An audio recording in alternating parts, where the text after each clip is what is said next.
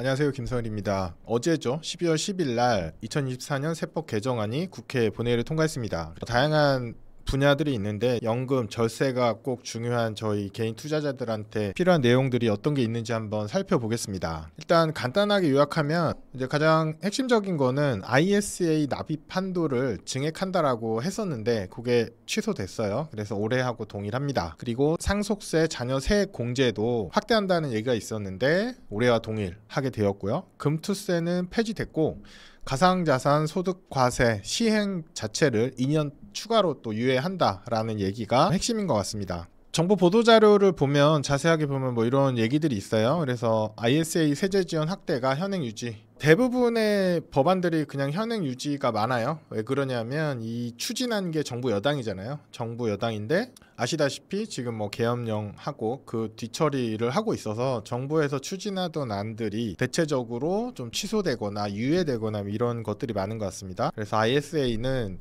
기존과 동일하다 이렇게 기억해 주시면 좋을 것 같습니다. 그리고 상속세, 증여세 최고세율 인하 및 최저 과표 구간 확대한다라는 것도 현행 유지. 상속세 자녀 공제 확대한다. 이것도 현행 유지죠. 그래서 현재가 1인당 5천만 원이죠. 그리고 또 하나 밸류업 관련해서 뭐 여러 가지 뭐 공제들을 확대한다고 했는데 현행 유지되었고요. ISA가 뭐 저는 가장 관심 있는 부분이었어요. 금투세는 뭐 이미 민주당 당대표가 그런 얘기를 했죠. 그래서 폐지한다라고 해서 폐지가 된 거고, 원래 ISA 관련해서 뭐 이렇게 바뀐다라는 제도 변경안은 저도 여러 차례 검토를 했었는데 뭐 다 의미가 없습니다. 그래서 기존과 동일하다. 납입한도 총 1억, 연 2천만 원 동일하고 비과세 한도 200 그리고 400 이렇게 되어 있고, 그런데 이게 앞으로 어떻게 될 거냐 좀 궁금하실 텐데 저도 궁금하긴 한데 제 생각에는 이 ISA가 굉장히 많은 사람들한테 어필할 수 있는 아이템이거든요. 그래서 정권이 바뀌든 뭐 어떻게 될지 모르겠지만 다음 정부에서도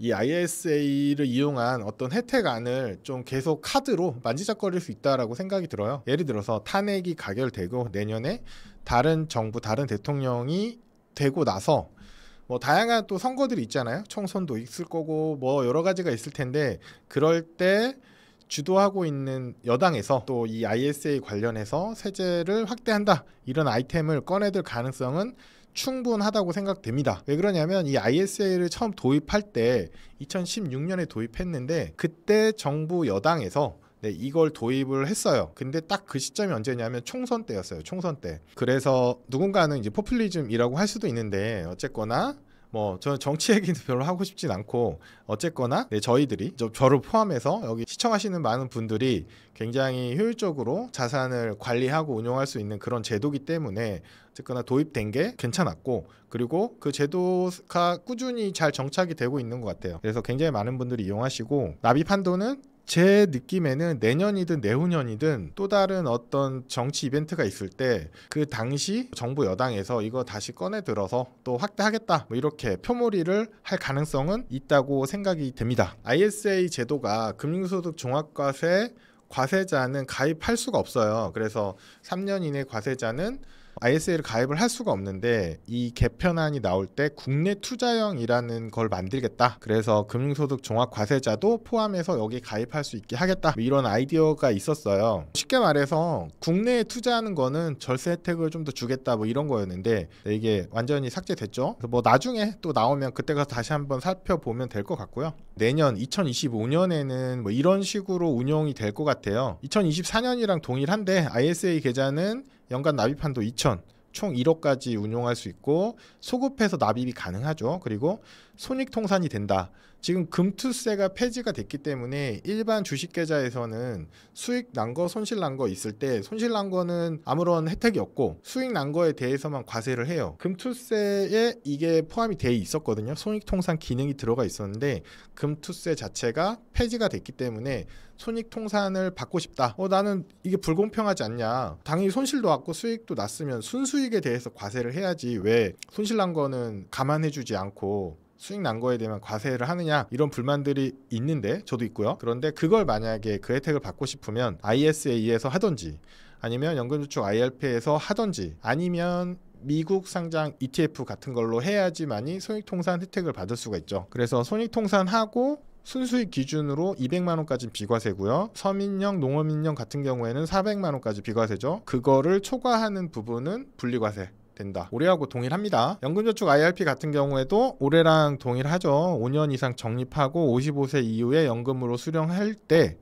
연간 1,500만 원까지 연금소득세로 분리과세 해준다라는 거고 굉장히 유리한 혜택입니다. 그리고 만약에 연간 1,500만 원을 넘어서게 되면 분리과세 혹은 종합소득세를 선택할 수 있게 됩니다. 분리과세가 무조건 좋은 거라고 이제 알고 계시는 분들이 간혹 계신데 여기 16.5%예요. 그래서 생각보다 낮진 않아요. 그래서 종합소득세가 나을 수도 있어요. 왜냐하면 여기는 과표 구간이 6.6%부터 시작을 하고 그리고 종합소득세는 인적공제 같은 게 들어가거든요. 그렇기 때문에 공제 받을 게 있는 경우에는 종합소득세가 더 유리한 경우도 많다. 그래서 이거는 인출 시점에 고민을 좀 해봐야 돼요. 각자의 상황에 맞춰서 고민을 해보면 종합소득세를 내도 되는 경우들이 상당히 많습니다. 요거는 마연골에서도 언급을 드렸었던 건데 요 금액들이 동일하죠. 연금저축에 600, 퇴직연금에 300 하면 합해서 900만 원까지 세액공제 혜택을 받는 거고 그리고 추가로 개인연금에 총 1,800까지 납입할 수 있죠. 그래서 600, 300, 900 하면 1,800만 원이 납입할 수 있고 그 다음에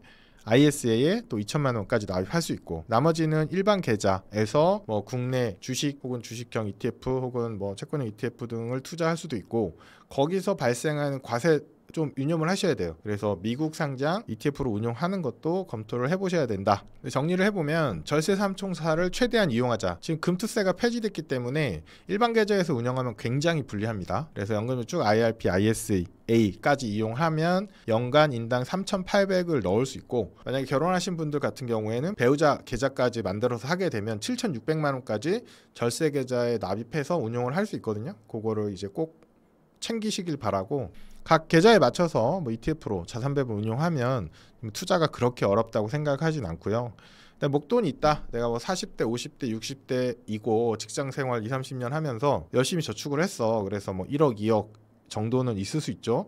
이거를 그냥 국내 일반 계좌에서 투자를 하게 되면 금융소득 종합과세 대상자가 될 가능성이 굉장히 높아요. 굉장히 높습니다. 그렇기 때문에 분류과세 제도에 해당하는 미국 상장 ETF로 자산 배분을 운용하게 되면 손익통산이 기본적으로 되죠. 그리고 나서 250만 원까지 순수익의 250만 원까지는 비과세되고 그 초과 수익은 양도소득세 22%를 내고 종합과세나 건보료 해당이 없게 됩니다. 그렇기 때문에 이런 것도 좀 고민을 하셔야 돼요. 그냥 당연히 금융소득 종합과세 내는 거 아니야? 라고 생각하시는 분들이 상담하다 보면 간혹 있어요. 이런 제도를 잘 모르기 때문에 그러실 수 있는데 그렇지 않다라는 걸 알고 계셔야 되고 요거 관련된 영상은 여기 오른쪽에 보이시는 이 영상에 제가 국내 과세 제도와 관련된 상품들을 싹 정리를 해 놨거든요. 그래서 제 유튜브 채널에서 요 영상 조회하셔가지고 보시면 좋을 것 같습니다.